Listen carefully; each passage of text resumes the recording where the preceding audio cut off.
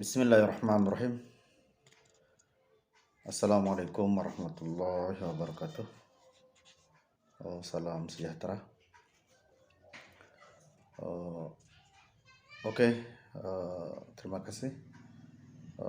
Pada hari ini saya ingin menyampaikan tugas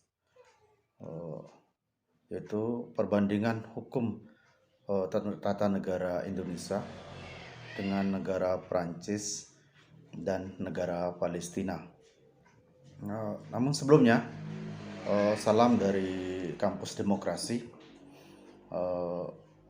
Kampus Universitas Gunung Rinjani itu berada di Lombok Timur, Provinsi Nusa Tenggara Barat.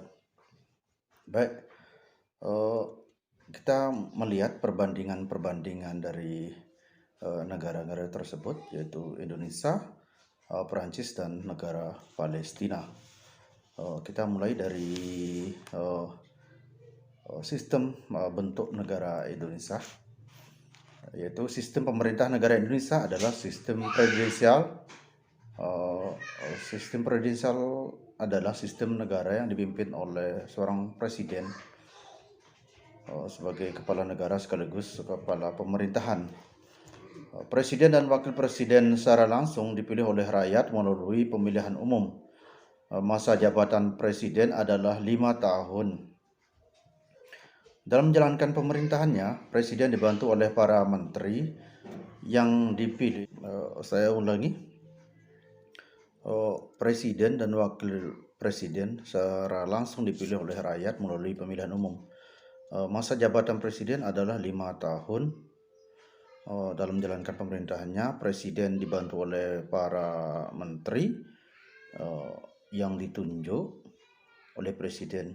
Nah, jadi di sini presiden mempunyai hak untuk mengangkat menteri dan memberhentikan menteri yang diangkat tersebut. Para menteri atau biasa disebut dengan kabinet bertanggung jawab terhadap presiden. Dalam menjalankan pemerintahannya, presiden diawasi oleh parlemen, yaitu Dewan Perwakilan Rakyat dan Dewan Perwakilan Daerah, seperti itu. Itu sistem pemerintahan dari Indonesia. Selanjutnya, sistem pemerintahan di Prancis.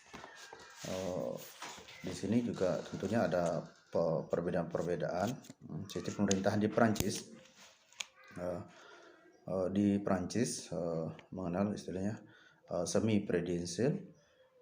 Republik Prancis atau yang memiliki nama Republik mengenal sistem pemerintahan semi presidensial dengan tradisi demokrasi yang kuat. Dikarenakan dalam menjalankan roda pemerintahan, presiden sebagai kepala negara dan kepala pemerintahan dibantu oleh seorang perdana menteri. Hal ini berbeda dengan sistem pemerintahan yang presidensial secara murni, di mana presiden hanya menjalankan pemerintahan seorang diri dan hanya dibantu oleh kabinet. Itu dia. Jadi di eksekutif Prancis juga konstitusi Prancis saat ini memberikan kekuasaan lebih pada badan eksekutif yang terdiri dari presiden dan perdana menteri. Presiden memiliki jabatan resmi sebagai kepala negara dan merupakan komandan tertinggi di Angkatan Persenjataan Nasional. Presiden dipilih langsung oleh rakyat dan masa jabatannya sama dengan Indonesia, yaitu 5 tahun. Satu dari kekuasaan paling penting yang dimiliki presiden di Prancis adalah kewenangannya untuk membubarkan Majelis Nasional dan mengadakan pemilihan baru atas badan legislatif. Betul-betul kuasa presiden di sana itu ya. Presiden juga diberikan kewenangan untuk mengajukan beberapa permasalahan kebijakan tertentu seperti perjanjian-perjanjian di Uni Eropa dengan referendum nasional. Kekuatan presiden dapat dikatakan kuat karena walaupun Dewan Menteri tersebut dan presidenlah yang mengetahui sidang-sidang kabinet atau sidang menteri, presiden memiliki fungsi-fungsi sebagai berikut. Eh, Presiden di Perancis tidak terlalu berbeda mungkin dengan sistem di Indonesia. Jadi presiden memiliki fungsi-fungsi, di antaranya presiden harus menjalankan dan mentaati undang-undangnya di sana. Presiden sebagai penjamin kemerdekaan nasional, kesatuan wilayah dan hasil persetujuan serta perjanjian daerah itu dia. Jadi dalam hal ini juga presiden di Prancis, yaitu Presiden Republik, dapat membubarkan Dewan Nasional setelah berkonsultasi dengan Perdana Menteri dan para ketua Dewan Nasional dan Senat. Jadi ya tidak sekonyong-konyong, sekalipun diberikan kewenangan penuh, Presiden di Prancis tidak harus berkonsultasi, tidak sewena-wena untuk melaksanakan. Dia harus konsultasi ke Perdana Menterinya, para ketua Dewan Nasional dan Senat seperti itu. Nah, untuk kita maklumi bahwa di Prancis itu ada sebagai ada Perdana Menterinya. Perdana Menteri dipilih oleh Majelis Nasional, dan Perdana Menteri di sini merupakan kepala atas Dewan Menteri atau kabinet, di mana kabinet itu sendiri ditunjuk oleh presiden dengan rekomendasi dari Perdana Menteri. Perdana Menteri bertanggung jawab atas kebijakan domestik, Perdana Menteri juga bertanggung jawab atas kebijakan yang lain-lainnya seperti itu, yang saya tidak.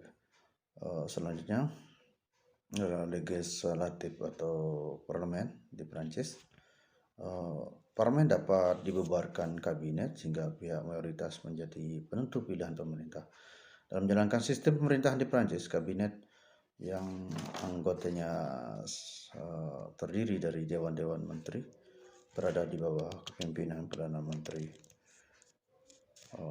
tentunya di bawah konstitusi Republik Kelima. Kewenangan badan legislatif secara praktis mengalami pengurangan jika dibandingkan pada masa World Republic.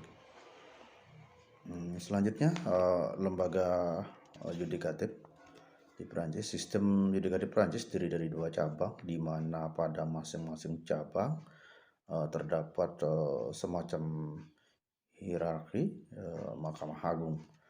Cabang yang pertama yaitu pengadilan administratif yang mengurusi masalah yang berkaitan dengan peraturan pemerintahan atau sengketa antar lembaga publik. Di Prancis sistem kita pelajari sistem politiknya juga. Prancis menganut sistem Dui Parti yang saling bertentangan satu sama lainnya. Partai sayap kanan yang dikenal sebagai Partai Persatuan untuk Gerakan Rakyat melawan partai sayap kiri yang dikenal dengan Partai Solidaritas Prancis. Terdapat juga sebuah partai sayap kanan radikal yang bernama Front National. Jadi di semua negara itu hampir sama ya, yang itu dia. Itu sekelumit tentang negara Prancis. Selanjutnya kawan-kawan, sistem pemerintahan kita kaji sistem pemerintahan di negara Palestina. Kepala negara adalah presiden, kepala pemerintahan adalah Perdana Menteri. Itu di Palestina. Badan politik utama di Palestina adalah presiden, parlemen, administrasi negara, dan pengadilan. Di Palestina, presiden adalah kepala negara, pelindung konstitusi dan kesatuan warga negara. Tugas utama dari presiden di Palestina adalah bertanggung jawab untuk kelestarian negara dan kemerdekaan bangsa serta memelihara keteraturan hukum di kehidupan publik. Cabang eksekutif di Palestina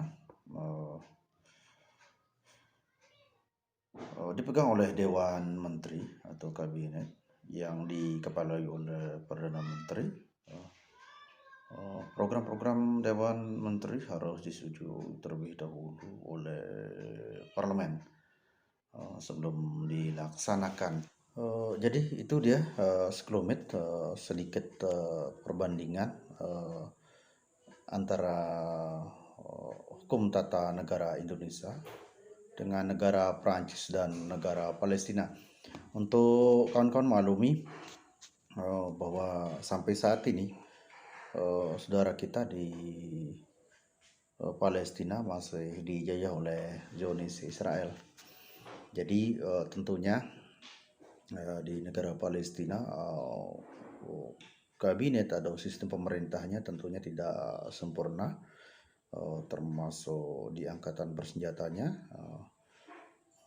hampir termasuk batas-batas wilayahnya juga sudah menjadi rancu. Ada di beberapa titik itu beberapa tempat termasuk di tepian barat